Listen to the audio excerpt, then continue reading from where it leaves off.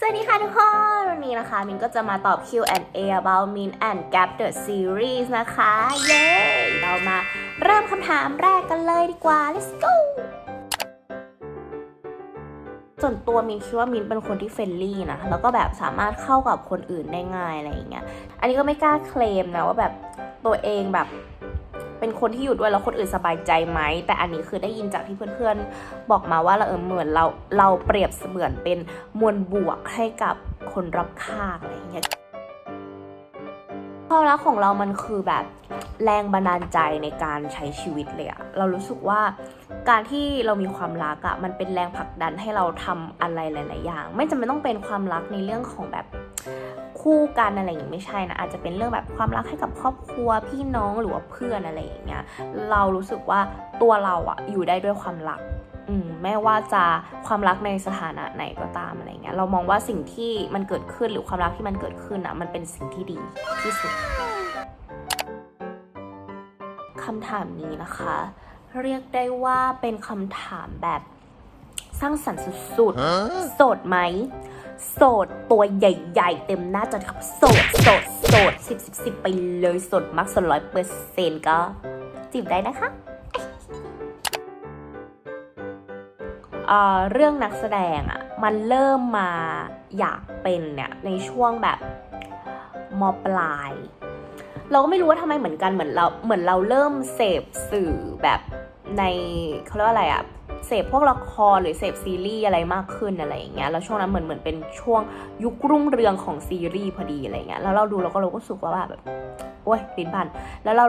ก็รู้สึกว่าเราอะอยากลองเล่นซีรีส์บ้างจังเราอยากลองแสดงบ้างจังอะไรอย่างเงี้ยมันก็เลยเป็นปัจจัยหนึ่งที่ทำให้เราเนี่ยเลือกมาเรียนที่คณะนิเทศจุฬาเพราะว่าก็มีความฝันว่าจบไปก็อยากจะเป็นดาราอะไรอย่างเงี้ยอยากจะแบบทำงานในวงการบันเทิงอะไรประมาณนี้แล้วหลังจากที่แบบเราเริ่มมีแพชชั่นทางด้านเนี้ยเราก็ขยันหาที่แคสติ้งต่างๆเพื่อทำตามความฝันของตัวเองครับ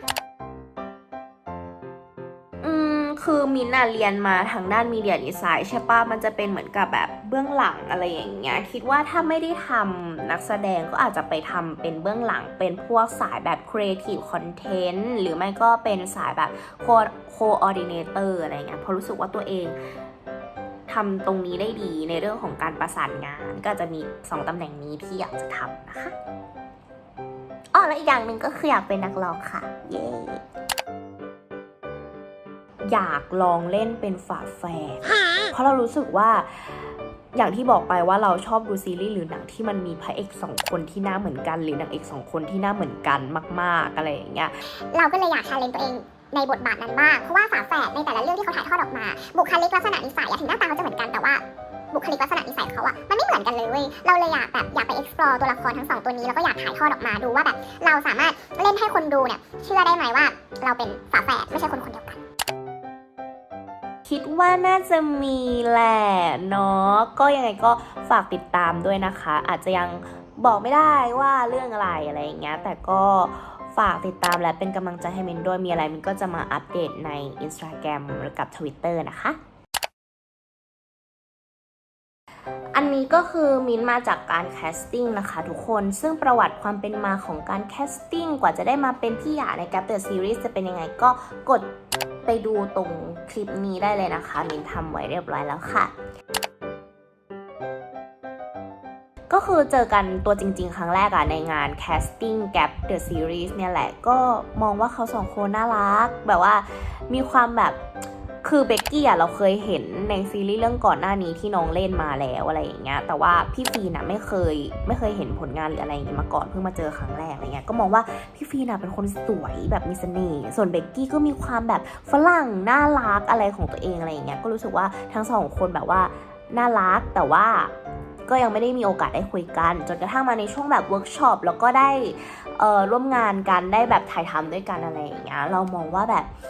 ทั้ง2คนมีความตั้งใจในการแบบเป็นตัวละครทั้ง2ตัวมากๆทำการบ้านหนักมากอะไรอย่างเงี้ยเราได้เข้าซีนกับเบกกี้บ่อยก็รู้สึกว่าน้องตั้งใจจริงๆแบบว่านั่งจำบทนั่งท่องบทนั่งซ้อมอะไรอย่างเงี้ยเวลาว่างก็คืออ่านบทส่วนพี่ฟีเวลาแบบเข้าซีนเขาจะมีองค์อะไรบางอย่างที่เรารู้สึกแบบเฮ้ยนี่ไม่ใช่พี่ฟีนที่เรารู้จัก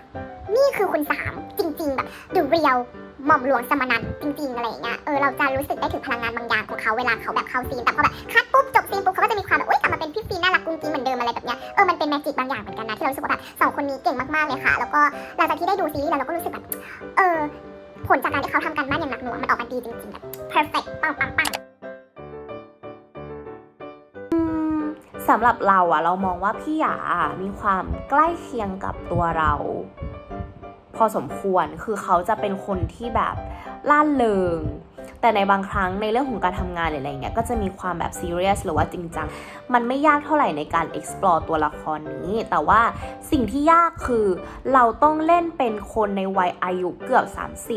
วัยที่เราทำงานไปแล้วสักพักหนึ่งอะไรเงี้ยในขณะที่หนูแบบเพิ่งเรียนจบมันเลยยากในการทำความเข้าใจในเรื่องของช่วงวัยหรือว่าอาชีพที่เขาได้ทำอยู่อะไรเงี้ยเพราะว่าเราไม่เคยมีประสบการณ์และผ่านตรงนั้นมาก็เลยต้องทำการบ้านค่อนข้างหนักอยู่ตรงนี้ค่ะ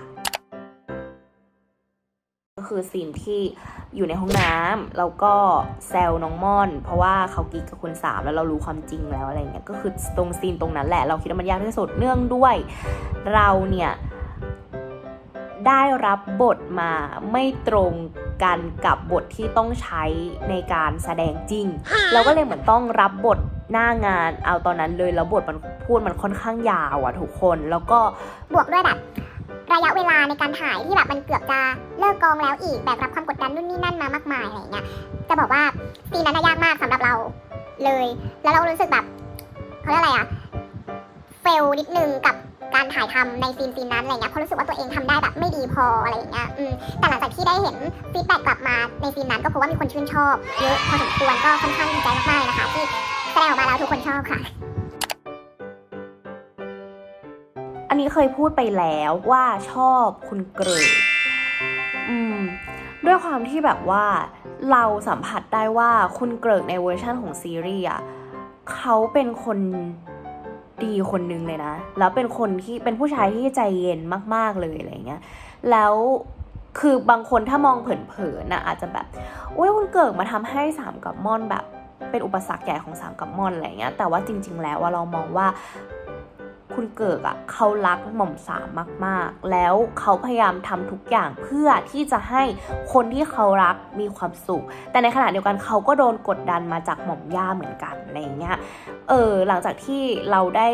explore ได้ดูตัวละครเนี้ยมันทำให้เรารู้สึกแบบรักในความเป็นคุณเกิก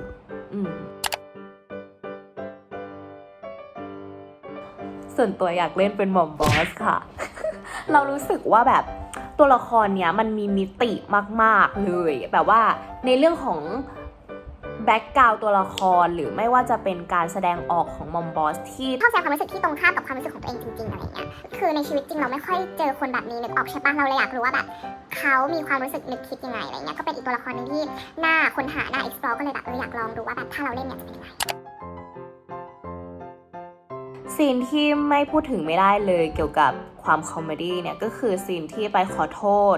ขอโพยขอบคุณมอมบอสที่ไม่ไล่ออกของที่เราเล่นกับพี่ฟีนอะไรเงี้ยเรารู้สึกว่าตอนเล่นมันไม่ได้ตลกขนาดนี้ทุกคนแต่พอผลงานมันออกมาในรูปแบบของซีรีส์ได้เติมเอฟเฟกต์เติมซาวด์เติมนู่นนี่นั่นใส่อะไรอย่างนี้เข้าไปมันตลกมากแล้วเป็นซีนที่แบบหลายๆคนชอบมากๆเลยอะไรอย่างเงี้ยก็รู้สึกแบบดีใจแล้วก็ภูมิใจกับตัวเองในพาร์ทนั้นมากๆส่วนซีนที่เราอีกอันนึงที่ยกให้เป็น MVP ซีนของเราเลยนะเราชอบซีนที่คุณหนึ่งออกมาเชื่อเฉือนกับลาสบอสกับหม่อมย่ามากๆคือจะบอกว่าเรารอซีนนี้มานานมากและได้ดูใน EP 11แล้วเรารู้สึกแบบมันดีทุกอย่างมันดีไปหมดครบรสมันสมกับการรอคอยมากๆเลยค่ะในซีนนั้นอันนั้นหนูคือแบบประทับใจแล้วก็เป็นเบสซีนของหนูมากๆเป็นใครอื่นไม่ได้เลยนอกจากคุณเชอร์ค่ะตกหลุมรักรอบที่ร้านแม้ว่าคุณเชอร์จะออกมาแค่ไม่นานไม่กี่ EP ก็ตามแต่รู้สึกลงรักคุณเชอร์ตั้งแต่แรกเห็นยังไงก็ขออนุญาตคุณริสาวีดตรงนี้ด้วยนะคะ จะบอกว่ากลุ่มแฟนคลับของด้อมเนี้ยเป็นด้อมที่เรารู้สึกว่าอบอุ่นมากๆเลยเรารู้สึกว่าเขาเปรียบเสมือนครอบครัวของเราเลยทุกครั้งที่ได้แบบขึ้นสเปซไปคุยด้วยหรือได้ไปอ่านในแท็กหรืออ่าน คอมเมนต์หรือสตอรี่ที่แฟนคลับแท็กมาไม่ว่าจะเป็นแฟนคลับในไทยหรืออินเตอร์แฟนอะไรเงี้ยเรารู้สึกได้ว่าเขาแบบเขารักในซีรีส์เรื่องนี้มากจริงๆอะไรเงี้ยเราก็รู้สึกว่าเราฟูลฟิลทุกครั้งเลยที่แบบได้คุยกับเขาอะไรเงี้ยค่ะถ้าเป็นไปได้ก็อยากจะคุยกับทุกคนเลยนะคะแต่ว่าด้วยความที่มันเยอะมากๆหนูก็ตอบได้ไม่หมดอะไรอย่างเงี้ยก็ขอโทษด้วยนะคะขอบคุณแฟนคลับทุกคนมากๆที่สนับสนุน